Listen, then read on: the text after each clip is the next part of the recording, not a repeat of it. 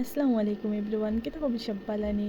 তো আজকে নিয়ে আইছি আবার তারপরে ব্লগ। তো সকাল সকাল উঠে এক কাপ চা খাইয়া তারপরে কেন আমার বাইরে ঈদের আগে মেহেন্দি লাগাইয়া দিতে পারছি না, তো হয়েছে যে দিনও বেলা লাগাইয়া দিলে বলে জোরে তোরে লাগাইয়া দিয়া তারপরে আমার ভাইয়া হলে সুন্দর করে লাগাইয়া দেয়, নিলে তোর শেষ। তারপরে আমার আসলে ঈদ তো আজকে হয়েছে, কারণ তারা আবার তো একলা তো ভালো লাগে না, তারা যেই দেখছে ও গিয়া আমার হবে মতলব পুরা ঈদ লাগে। আর কেন দেখলানি আমার সোনার তার স্টাইল মারদা দেখি তা হইতে আমার তো সুন্দর লাগে তানে। আর তাইন ক্যামেরা দেখে সরম পাইয়াছে শাড়ি কেন তাইন হলে তানে উঠাইতাম, তান পাঞ্জাবি উঠাইতাম বেলে, তো তাই পাঞ্জাবি লাগাইছেন।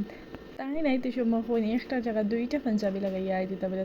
তারারও তো ঈদ, আসলি ঈদ তো তার আর আমরা আর কি, তাই এখন আর ঈদ নাই, ছোটোবেলায় তাই ঈদ আসলো এখন শেষ।